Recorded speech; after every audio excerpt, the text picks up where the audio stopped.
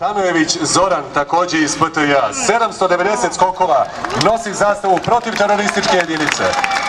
Sletao je upravo Žmirić Igor.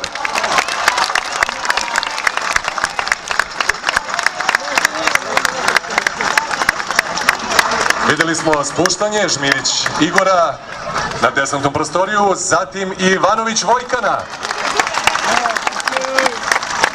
Vojkane, bravo! Evo ga, još jedan.